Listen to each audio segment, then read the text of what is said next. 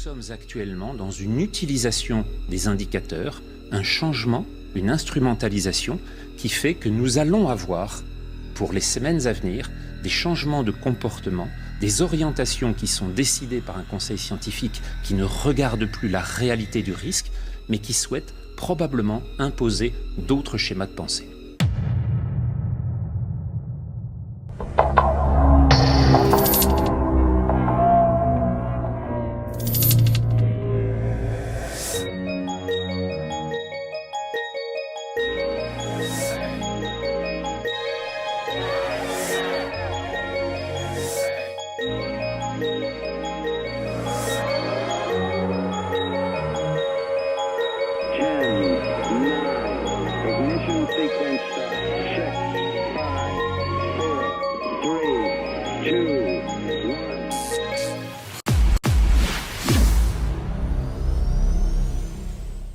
Bienvenue dans le Call and Show. Donc, j'espère que vous avez passé un bon début de semaine.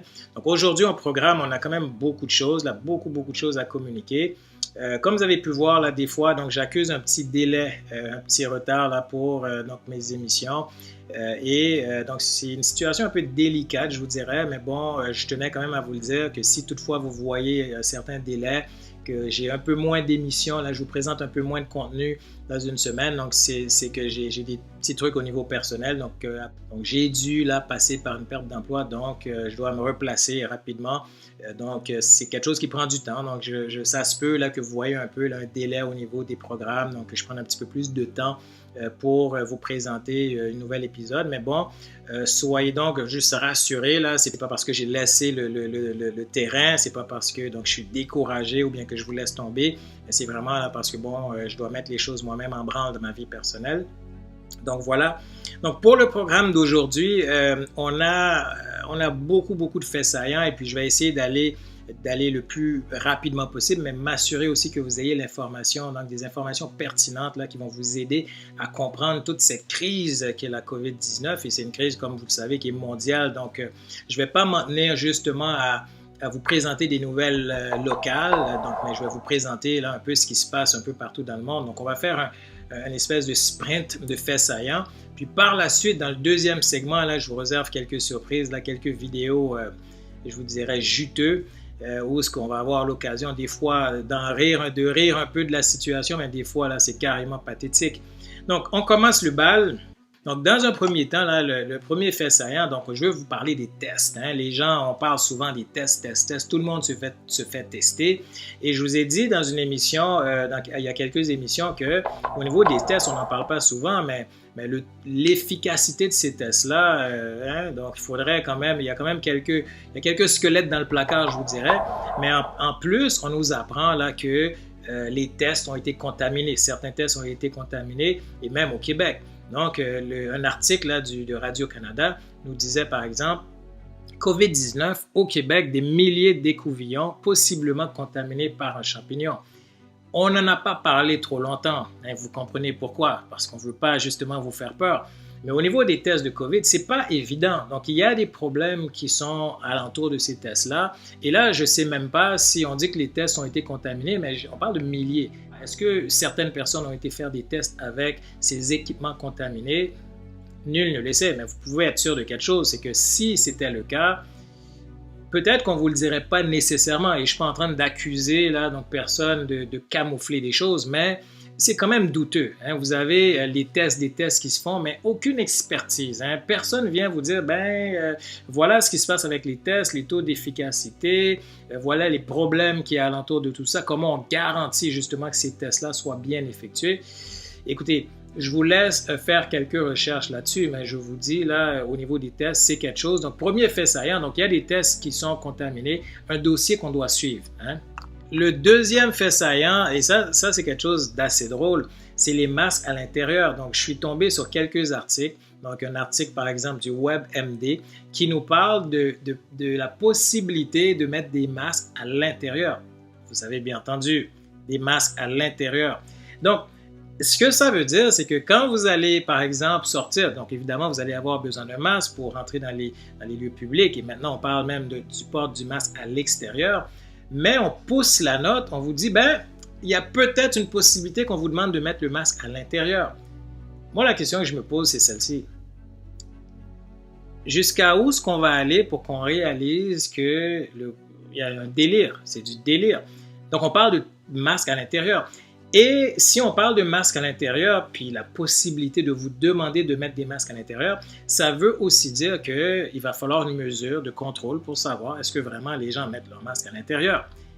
D'après moi, cette mesure-là, c'est une porte qu'on veut ouvrir pour justement avoir la possibilité de pouvoir entrer chez vous, de pouvoir venir cogner à la porte. Hein. Les forces de l'ordre viennent cogner à la porte et vérifient est-ce que tout le monde a son masque. Hein. On parle de dictature ici, là. On parle de dictature, on parle de mesures draconiennes extrêmes. Donc, je voulais vous le partager parce qu'il y a au moins là, 3 articles là-dessus. Donc, WebMD a un article là-dessus. Vous avez aussi donc, le KUTV qui a un article là-dessus qui se nomme Wearing Mask in Your Home may be New Normal Once School Starts. Donc, eux autres, là, écoute, ils ont complètement pété les plombs.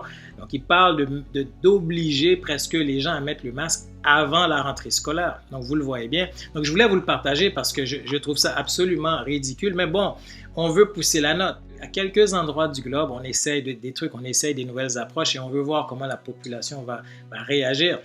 En troisième lieu, un autre fait saillant.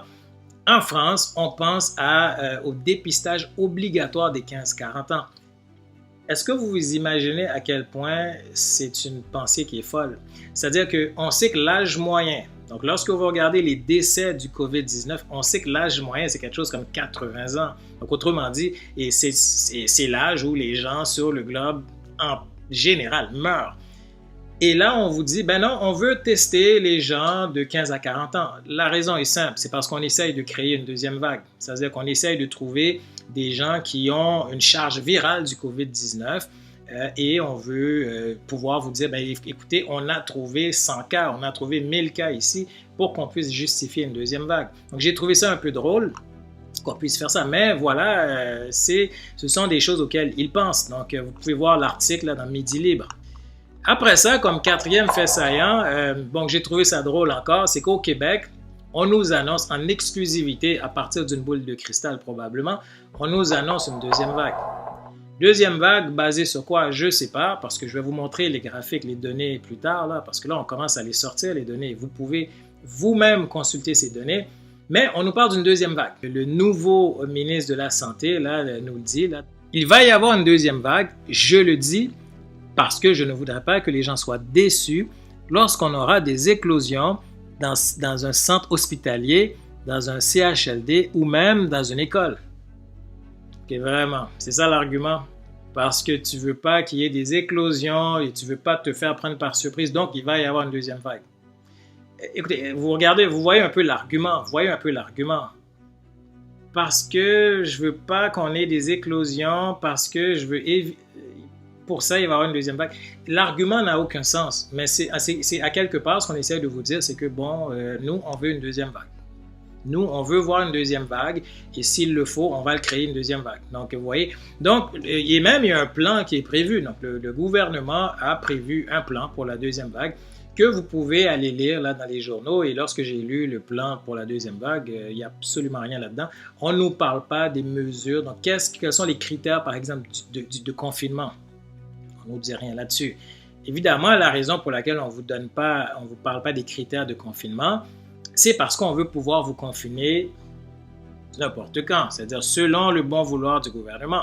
Alors que s'ils vous disent, ben voilà, on va confiner si on attend de décès, si on attend de cas, à ce moment-là, les gens pourraient contester et aussi on pourrait valider si le gouvernement dit vrai ou pas, s'ils suivent ce qu'ils disent. Mais là, on ne vous dit rien parce que, on veut pouvoir vous annoncer qu'il y a une deuxième vague, il y a un confinement. Donc, vous voyez, le plan est prévu, c'est un plan quand même très, très général, mais on vous l'annonce. Il va y avoir une deuxième vague. Hein? On n'a rien, on n'a pas de données, mais il va y avoir une deuxième vague. Maintenant, on continue avec cette même nouvelle, là. Donc, c'est l'OMS. Je suis tombé sur un article, là, par exemple, cette semaine, sur la Corée du Sud. La Corée du Sud qui, eux, ce qu'ils font, en fait, la Corée du Sud accuse une église d'être la source du coronavirus qui se propage dans leur pays. Ils accusent carrément l'Église. Ils disent, bon, donc on pense que la propagation du virus là, de ce temps-ci vient de cette Église-là. Ils parlent du pasteur qui serait un peu conservateur ou quelque chose comme ça. Et ils disent, ben, si toutefois ça continue, nous, ben, la vie va s'arrêter. Donc, très, très clair. Je me disais, donc, la Corée du Sud accuse une église pour la propagation du virus. Je me suis dit, en Amérique, qu'est-ce qu'on fait?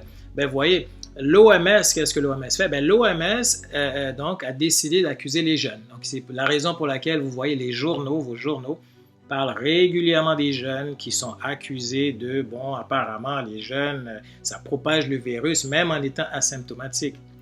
L'OMS, vous êtes sérieux?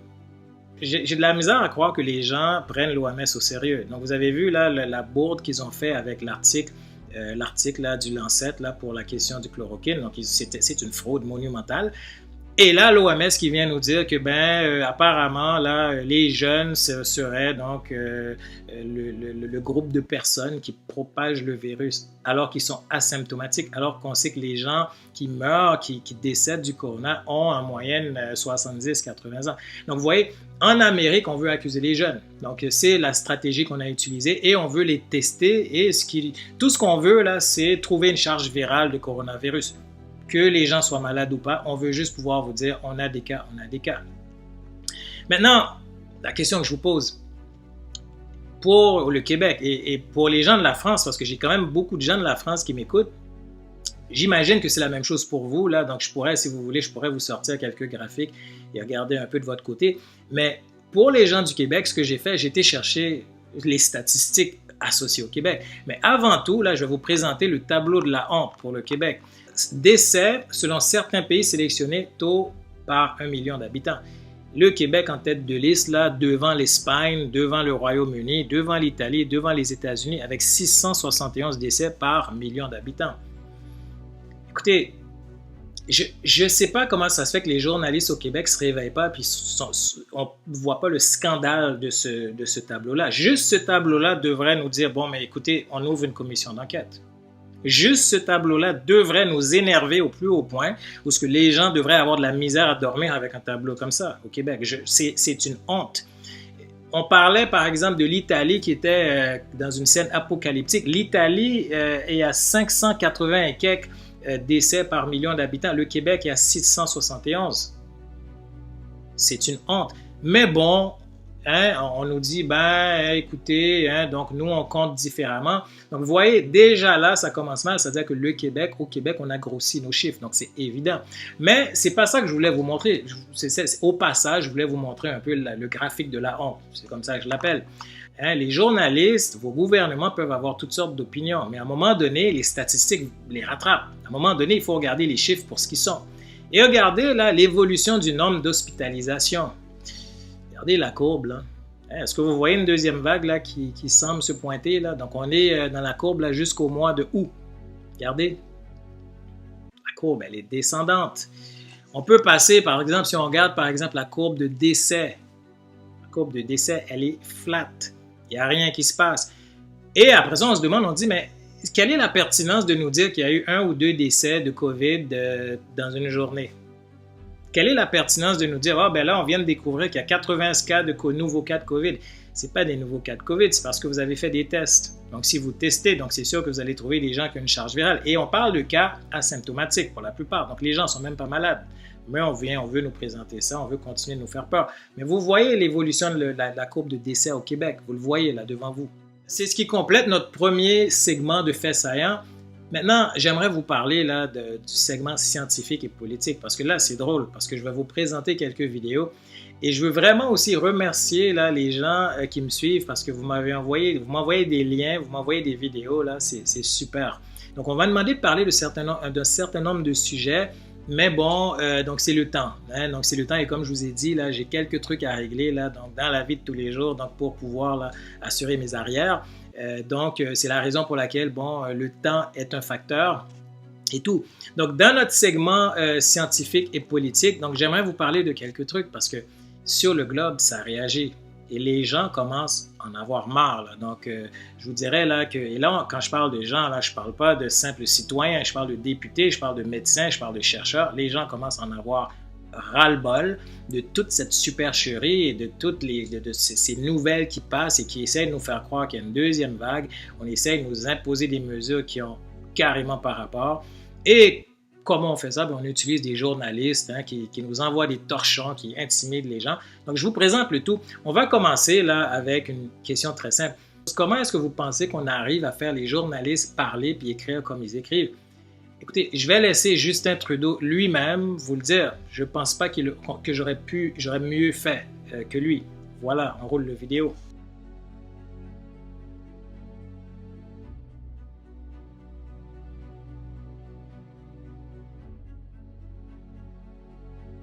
Hear about liberal bias in the media these days, how they're constantly letting our government off the hook for no good reason. Frankly, I think that's insulting. It's clear that they let us off the hook for a very good reason, because we paid them $600 million. You don't get stellar headlines like these without greasing the wheels a bit. Donc, comme vous voyez, vous voyez un peu avec l'arrogance avec laquelle il dit ce qu'il dit. Comme on dit, là, si vous voulez connaître la vérité, suivez l'odeur de l'argent. Suivez l'odeur de l'argent et vous allez trouver là, les motivations des gens. Les gens, comme les journalistes en France, comme les journalistes au Québec, c'est du monde qui protège leur job. Ils protègent leur job, on leur demande d'écrire d'une certaine façon. Ils ne peuvent pas parler, malheureusement. Est-ce que vous pensez vraiment là, que les célébrités là, en France, au Québec, en Europe, est-ce que vous pensez que tous les célébrités supportent cette narrative gouvernementale de deuxième vague, de toute cette vaccination obligatoire? Absolument pas. Mais les gens veulent protéger leur carrière, les gens veulent protéger leur emploi. Ben, on dit ce qu'on a à dire. Donc, on continue avec le deuxième fait saillant là, donc dans mon segment politique. La deuxième vague, vrai ou faux? Donc, c'est la question qu'on se pose. Et puis, j'ai découvert en fait ce monsieur dernièrement, le professeur Toussaint. Écoutez, c'est une tuerie là. Donc, son argumentaire donc, sur la question de la deuxième vague, je ne sais pas si je peux trouver un meilleur argument que ça. Il déchire et je ne vois pas comment quelqu'un peut s'en sortir parce qu'il est clair dans ses propos. Donc, je vous présente ce qu'il dit, mais aussi il nous parle de la motivation de ces gens. Pourquoi est-ce que, malgré qu'il n'y a aucune donnée qui suggère même une deuxième vague, pourquoi les gens y tiennent? Pourquoi les gouvernements tiennent absolument à une deuxième vague? Parce qu'on le voit bien, ils y tiennent. Hein? Un peu comme un enfant qui tient à son doudou, ils tiennent à une deuxième vague. Ils veulent une deuxième vague. Donc, je vous présente là le professeur Toussaint.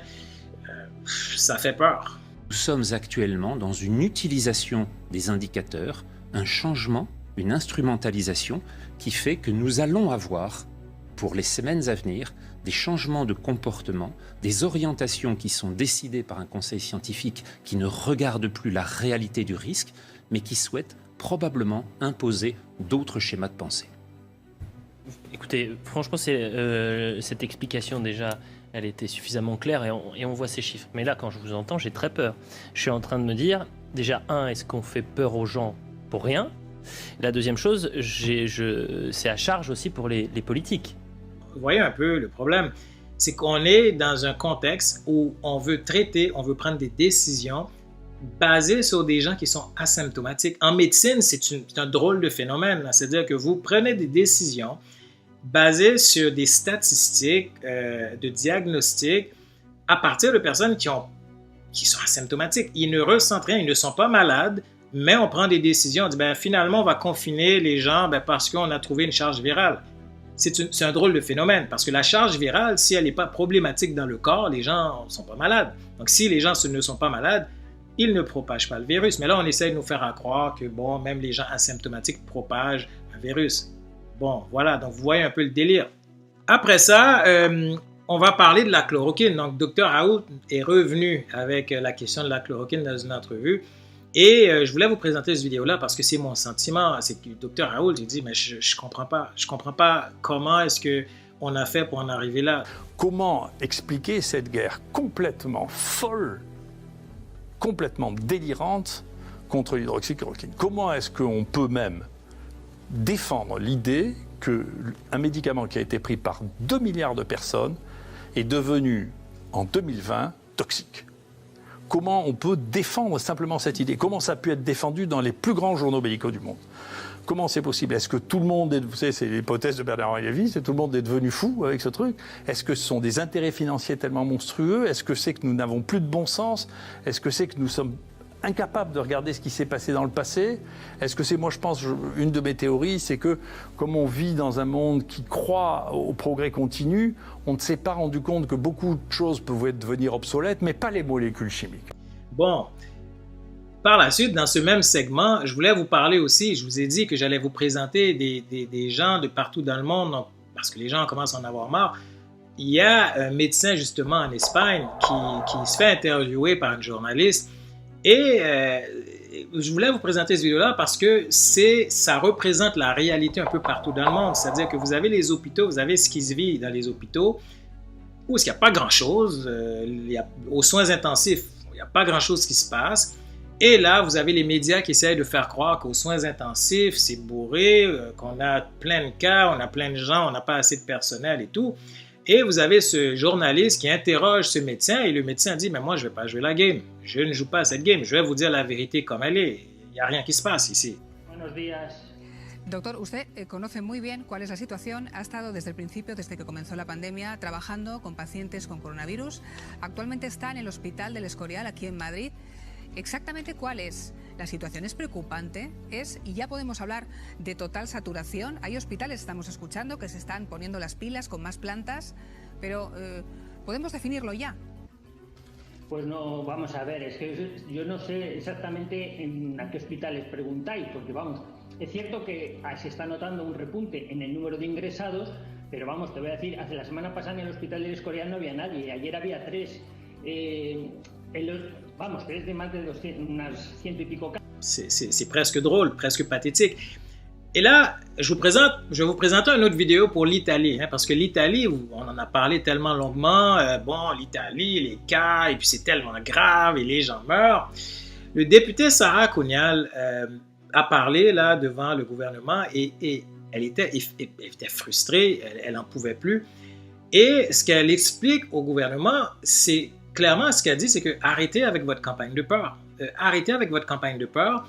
Et au passage, elle parle de Bill Gates, qui a dit carrément, elle dit, écoutez, il devrait être traduit en justice pour crime contre l'humanité. Et la raison pour laquelle je voulais vous la présenter, c'est parce que les gens ne réalisent pas à quel point que l'argent est en arrière de toute cette grande manifestation du gouvernement. Il y a beaucoup d'argent là-dedans. Évidemment, Bill Gates est mêlé dans toute cette histoire. Je vous l'ai présenté l'autre jour.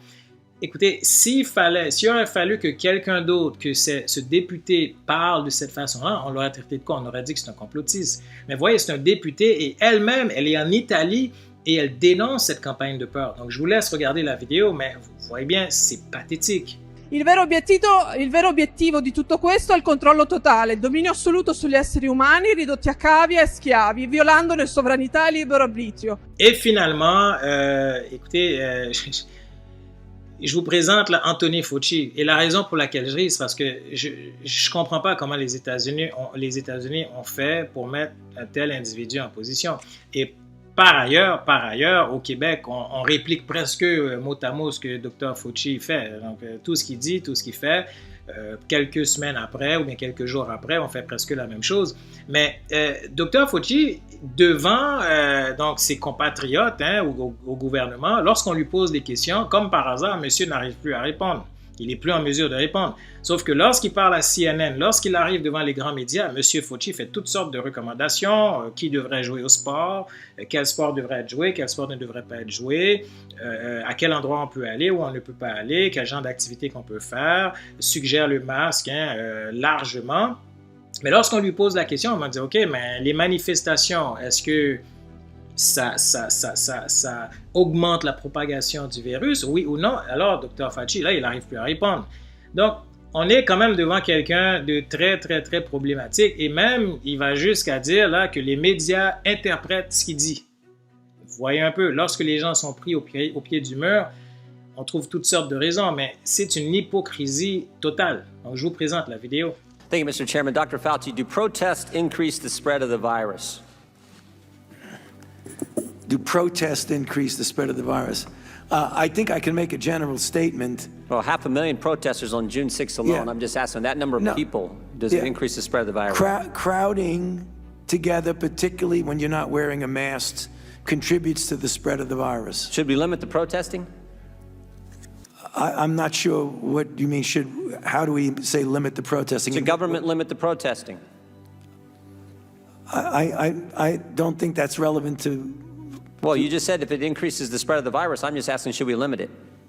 Well, I'm not in a position to determine what the government can do in a forceful way. Well, you make all kinds of recommendations. You make comments on dating, on baseball, on everything you can imagine. I'm just asking you just said that protests increase the spread. I'm just asking you, should we try to limit the protests? No, I think I would leave that to people who have more of a position to do that. I can tell you. Le panorama, quand même, est assez clair. Donc, je vous ai présenté tout ça. J'ai pris le temps de vous présenter des vidéos ce soir. Donc, pour vous présenter un peu, pour aller à la source, pour vous montrer que sur le globe, là, ça grouille. Ça grouille. Et il y a quelqu'un qui m'avait dit, qui m'a donné un commentaire donc dans une de mes vidéos qui me disait, mais c'est tellement obscur, donc ce que tu apportes, est-ce qu'il y a un signe d'espoir? C'est un signe d'espoir qu'on voit là, c'est qu'on voit que sur le globe, des journalistes, on voit des chercheurs, on voit des députés, on voit des gens de toutes les classes, de toutes les cultures, commencer à se poser des questions, à dire, ben là, ça suffit. Pour les gens qui se demandent est-ce qu'il y a espoir, je vous dirais qu'il y a espoir et qu'il faut continuer de se battre, il faut continuer de partager ce genre de vidéos avec la famille, avec vos amis. Et là, avant de terminer, je vais vous donner un panorama clair là, de ce qu'on vient de discuter pour faire un genre de wrap-up, comme diraient les anglophones. Donc, dans un premier temps, là, je vous ai montré, là, il n'y a aucune donnée qui supporte une deuxième vague. Donc, lorsqu'on parle d'une deuxième vague, on n'est pas rendu là, on n'a pas de signe qui nous laisse savoir, qui nous laisse penser qu'il va y avoir une deuxième vague. Mais au Québec, on a même un plan pour une deuxième vague. Et je ne dis pas que c'est mauvais d'avoir un plan. Mais c'est juste drôle. Comment est-ce qu'on prend le temps de faire un plan pour une deuxième vague? On prend le temps de discuter de ces choses-là. On en discute, on a des réunions, on nous envoie des articles là-dessus. Mais par contre, les problèmes sociaux qui sont associés justement à toute cette pandémie, donc les problèmes de taux de suicide qui augmentent, taux de divorce qui augmente, nos enfants qui décidément là, ont eu beaucoup de difficultés à passer à travers là, tout ça, et ont encore beaucoup de difficultés qui ne socialisent plus. On ne parle pas des grands problèmes sociaux, mais bon, on veut nous parler de la deuxième vague. Bon. Mais il n'y a aucune donnée supporte la deuxième vague. Dans un deuxième temps, si vous regardez bien dans les vidéos que je vous ai présentées, vous pouvez voir qu'on essaye différentes approches. On teste différentes approches. Un pays ici veut tester le masque à l'intérieur. À l'intérieur, on dit peut-être le masque à l'intérieur. On essaye différentes approches pour voir comment la population va réagir. Et la raison pour laquelle je vous emmène ces éléments-là, c'est parce que on le sait très bien. Si dans un pays ça réagit bien, les autres pays suivent, et puis finalement ça devient mondial. Et non seulement ça devient mondial, on vous dit voilà, ça va être obligatoire. Donc on teste différentes choses. Donc gardez à l'œil tous ces différents tests qu'ils font dans différents pays. Le troisième élément dans ce panorama-là, je vous dirais que c'est le plus grave, c'est qu'on essaye de censurer les scientifiques, on essaye de censurer les chercheurs et même les journalistes. Donc toute personne qui a un propos qui va à l'encontre de la narrative mondiale gouvernementale qui dit mais le COVID ça tue tout le monde et il va y avoir une deuxième vague, il faut confiner tout le monde, il faut prendre le contrôle total de la Terre. Toute personne qui va à l'encontre de cette narrative-là est censurée, essentiellement. Donc, c'est une campagne de censure et on veut s'assurer que le grand public n'arrive pas à percevoir qu'il y a dissonance dans l'information. On veut être sûr là, que tout ça a l'air coordonné, tout ça a l'air harmonieux et c'est la raison pour laquelle vous voyez tous les pays, tout le monde se coordonne. Et surveillez un peu les articles de France Presse. Un article de France Presse sort, là, et allez voir dans les différentes tribunes, c'est la même chose. Des fois, c'est écrit mot pour mot, exactement la même chose. De sorte que je me pose la question, est-ce qu'on a encore des journalistes? Parce que les grands événements sont couverts par France Presse, qui lance l'article sur tout le globe et tout le monde écrit quasiment mot pour mot ce que France Presse dit d'écrire. Est-ce qu'on a encore des journalistes? Je ne sais pas. Donc, voilà les trois constats que je fais pour ce podcast. Mais avant de terminer, là, on parlait de censure. Ce qu'ils font aussi, le gouvernement s'est rattaché à certains médias. Et vous le voyez là. Donc, vous voyez, certains médias, c'est eux qui communiquent le nombre de morts, le nombre de décès, c'est eux qui communiquent donc les nouvelles du gouvernement. Et c'est clair qu'ils sont de connivence avec le gouvernement, c'est clair. Donc, il n'y a plus de pensée critique. Et ce qu'ils font, c'est qu'ils envoient certains journalistes derrière d'autres, derrière certains groupes de personnes. Donc, ils envoient des journalistes écrire sur des groupes de personnes pour les narguer, pour les intimider. Au Québec, là, donc justement, je regardais un article. Au Québec, on a quelques torchons. Donc, je vous ai couvert l'article de M. Patrick Lagacé il y a quelques semaines, je pense. Et là, vous avez Richard Martineau qui a sorti un article. Là, donc, je ne sais pas si je peux appeler ça un article. Je pense que c'est beaucoup plus un torchon.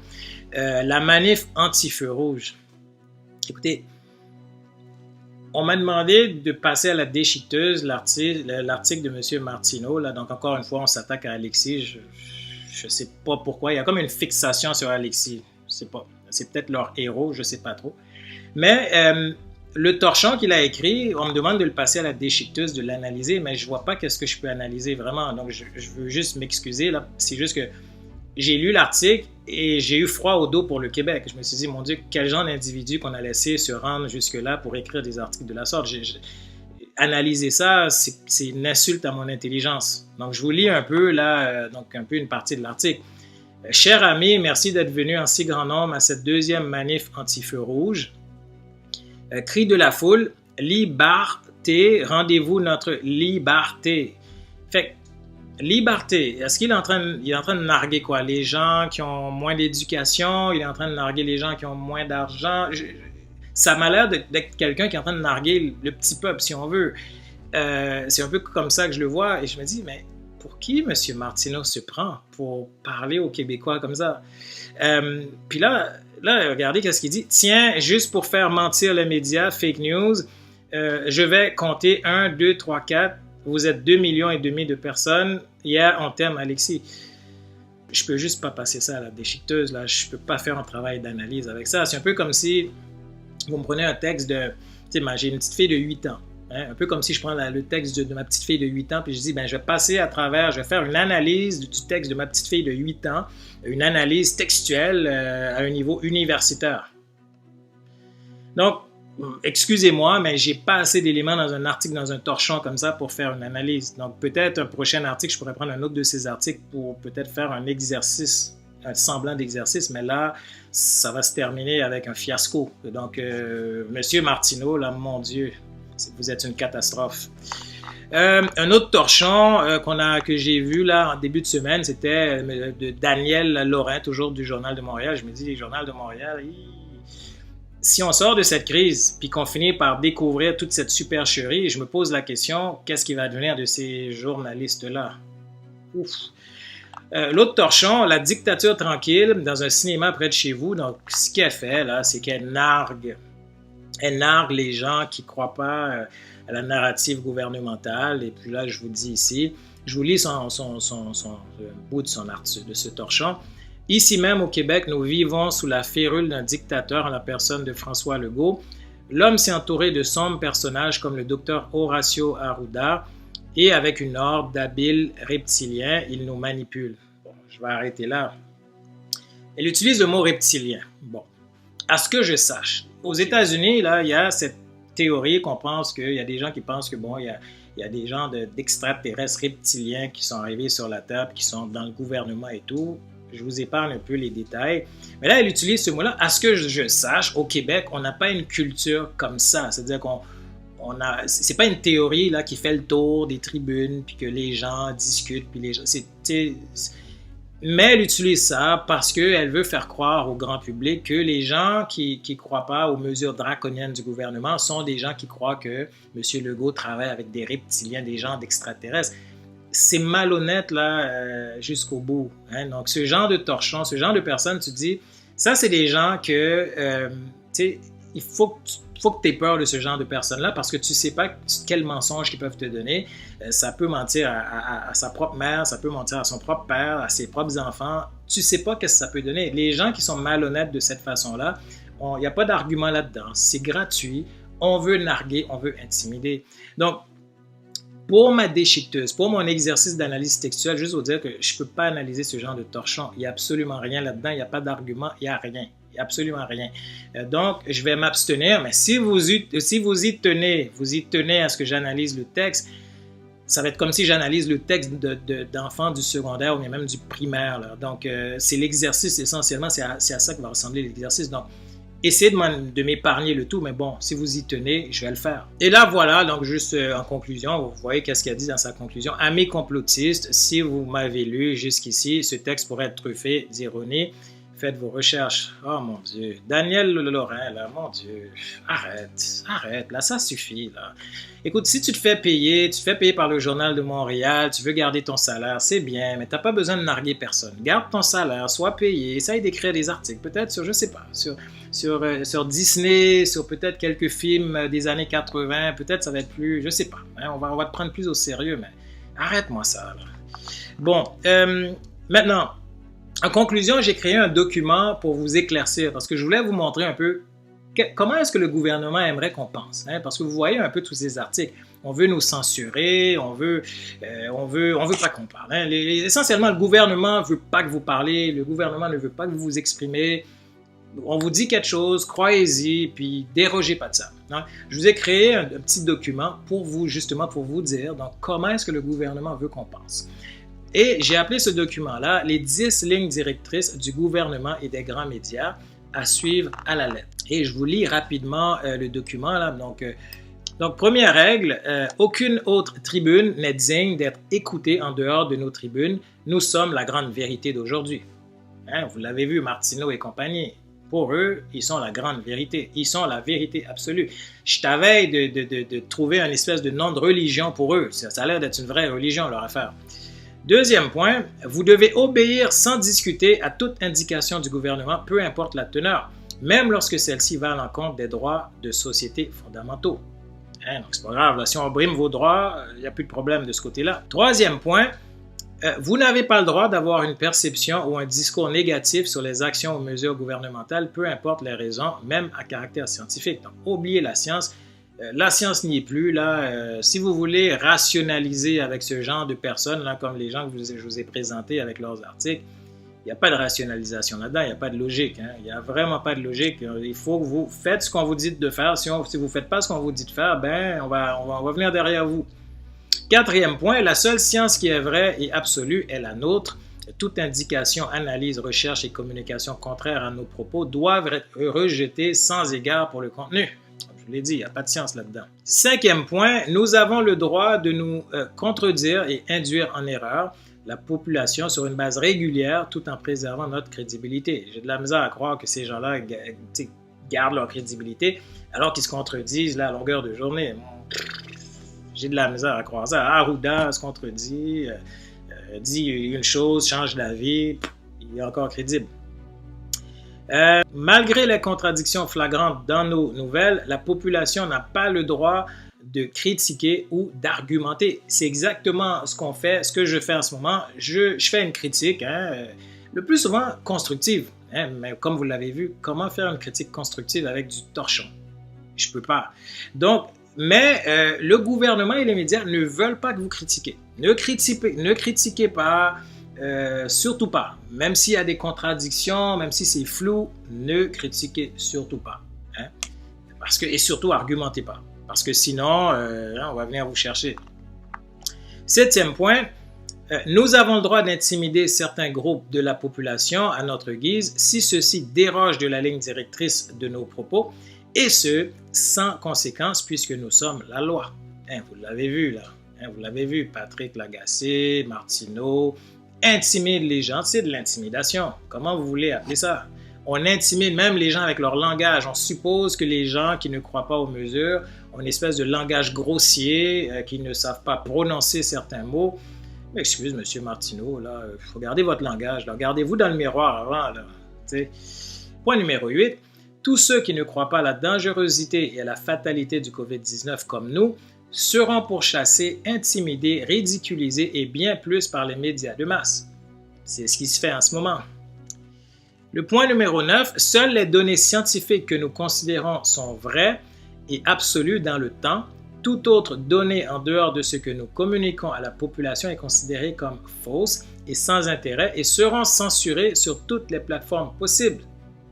C'est très clair, hein? Donc eux autres, là, S'ils décident qu'une recherche, c'est elle qui est valable, c'est elle qui est valable. Si une recherche dit, le COVID s'attrape par des flatulences, comme j'ai pu voir à un moment donné, il faut l'accepter, parce qu'eux, ils l'ont accepté. Donc, si les médias, les grands médias au Québec, en France, si eux décident qu'une étude, qu'une recherche, c'est celle-là qui est la bonne, c'est celle-là qui dit la vérité, on ne peut rien faire. Essayez même pas de venir vous les présenter quelque chose d'autre. Non, parce que c'est leur position qui est la bonne.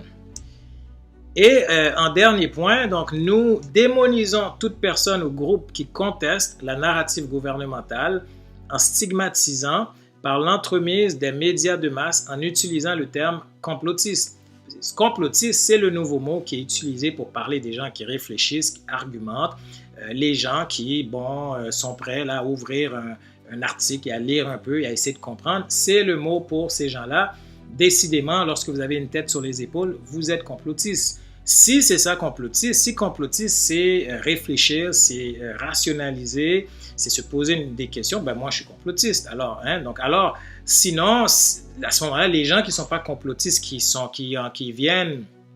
contre les complotistes, qui intimident les complotistes, alors ils sont quoi? Je ne sais pas, je ne veux pas tomber dans l'insulte, je ne veux pas commencer à insulter personne parce que vous le voyez bien, le genre de personnage grossier qui écrit ces articles-là, je ne suis pas grossier de cette manière-là, donc je ne vais pas tomber dans ce piège-là, mais vous voyez un peu où est-ce que je m'en vais avec tout ça. Donc, si on appelle ces gens-là complotistes parce qu'ils réfléchissent, parce qu'ils argumentent, parce qu'ils se posent des questions, écoutez, je vous dirais que la majeure partie des scientifiques sont complotistes, je vous dirais que la majeure partie des gens là qui ont des prix Nobel sont des complotistes, je vous dirais que la majeure partie des gens qui sont en recherche aujourd'hui sont des complotistes. Dr Raoult, c'est un complotiste, parce qu'il questionne la narrative gouvernementale. Martineau et compagnie, là, ça en fait du monde complotiste. Donc, si eux autres sont complotistes, vous êtes quoi, vous autres, exactement? Des reptiliens ou quelque chose? Je blague, mais bon. Donc, voilà pour l'émission d'aujourd'hui. Comme vous voyez, il y avait beaucoup de stock, là, mais je voulais m'assurer là, de couvrir là, ces éléments-là parce que donc j'ai beaucoup de choses là, à régler. Là, comme je vous ai dit, là, je suis comme un peu dans une situation particulière là, donc avec toute cette situation. Du monde de l'emploi et tout ça. Donc, je voulais m'assurer de vous en donner le plus possible, mais donc sachez là que si je tarde un peu là pour certaines de mes émissions, c'est pas parce que je vous lâche, je suis encore là. Et encore une fois, je veux remercier là, donc les gens là, qui contribuent, qui m'aident un peu dans tout ça. Je veux remercier les gens qui m'envoient des liens. Vous m'envoyez des liens super intéressants. Il y a des gens qui me demandent de les appeler. Malheureusement, là, avec le nombre de messages que je reçois, donc je peux pas vraiment, j'ai pas le luxe d'appeler tout le monde, j'ai pas le luxe de répondre non plus à tout le monde, mais je vous garantis que je lis vos messages et aussi les sujets là, que vous me proposez. Je les garde en tête. Là, puis comme vous avez vu, là, j'ai utilisé certaines de vos vidéos. Donc un grand merci à toutes ces personnes-là. Donc voilà pour aujourd'hui. Alors d'ici là, donc je vous souhaite vraiment une bonne fin de semaine et n'oubliez pas, là, partagez, parlez avec vos amis là, de cette émission-là, donc pour que les gens justement puissent se réveiller. Et il y a une manifestation qui s'en vient là, donc juste suivez un peu les informations en ligne parce qu'il y a quand même beaucoup de mouvements. Il y a une manifestation qui s'en vient, je pense, à Québec, là, donc peut-être regardez les informations. Je mets les informations de ces manifestations-là sur mes pages Facebook et tout. Donc, d'ici là, je vous souhaite de passer une bonne fin de semaine et donc, hasta la vista.